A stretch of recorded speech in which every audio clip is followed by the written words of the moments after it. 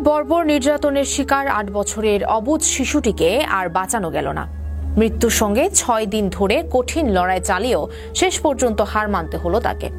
আজ বৃহস্পতিবার ১৩ মার্চ দুপুর ১টায় ঢাকার সম্মিলিত সামরিক হাসপাতালে চিকিৎসাধীন অবস্থায় শিশুটির মৃত্যু হয়। এই হৃদয় বিদারক ঘটনায় শোক প্রকাশ করেছেন প্রধান উপদেষ্টা অধ্যাপক ডক্টর মোহাম্মদ ইউনূস। প্রধান উপদেষ্টা এক শোক বার্তায় বলেন, একটি নিষ্পাপ শিশুর উপর এমন পাশবিক নির্যাতন সভ্য সমাজের জন্য লজ্জাজনক। আমরা এক মর্মান্তিক হৃদয় বিদারক ঘটনার সাক্ষী হলাম, যা আমাদের বিবেককে নাড়া দিয়েছে। এই শিশুটিকে বাঁচিয়ে রাখার জন্য আমাদের মিলিটারি ডক্টররা প্রাণান্তকর চেষ্টা করেছেন।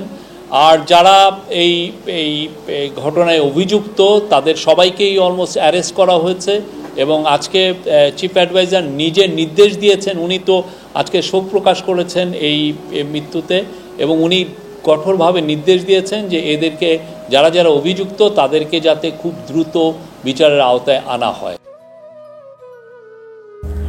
এই নির্মম ও পৈশাচিক ঘটনার সঙ্গে জড়িতদের দ্রুত বিচারের আওতায় আনার নির্দেশ দিয়েছেন অধ্যাপক ডক্টর ইউনূস। তিনি বলেন, এই পাশবিকতার সঙ্গে যারা জড়িত তাদের বিরুদ্ধে কঠোর ব্যবস্থা নিতে হবে, এমন দৃষ্টান্তমূলক শাস্তি দিতে হবে যাতে ভবিষ্যতে আর কোনো নিষ্পাপ শিশু এমন বর্বরতার শিকার না হয়। বিচার প্রক্রিয়া দ্রুত সম্পন্ন করতে প্রশাসনকে কঠোর নির্দেশনা দেওয়া হয়েছে।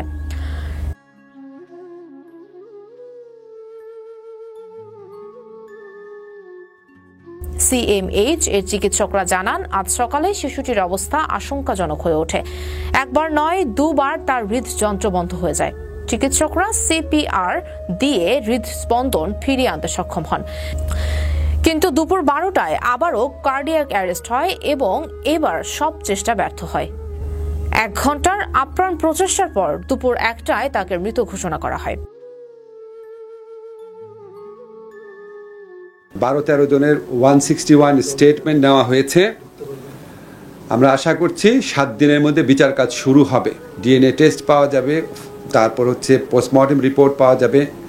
ফলে আমরা আশা করছি খুব দ্রুততম সময়ে এই মামলার বিচার হবে। বাংলাদেশ সেনাবাহিনী এই ঘটনায় শোক প্রকাশ করে বলেছে, অত্যন্ত দুঃখ ভারাক্রান্ত হৃদয়ে জানানো যাচ্ছে যে মাগুরায় নির্যাতিত শিশুটি আজ আমাদের ছেড়ে চলে গেছে। সর্বাধুনিক চিকিৎসা সেবা ও বিশেষজ্ঞ চিকিৎসকদের চেষ্টার পরেও আমরা তাকে বাঁচাতে পারিনি।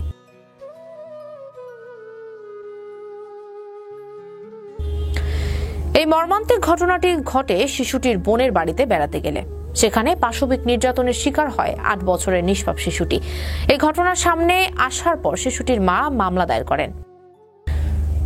এই ঘটনায় শিশুটির ভগ্নিপতি, বোনের শ্বশুর, শাশুড়ি ও ভাসুরকে গ্রেফতার করা হয়েছে। তাদের বিরুদ্ধে মাগুরার আদালতে বিভিন্ন মেয়াদে রিমান্ড মঞ্জুর করেছে। বোনের শ্বশুরের জন্য 7 দিন এবং বাকি 3 জনের জন্য 5 দিন করে।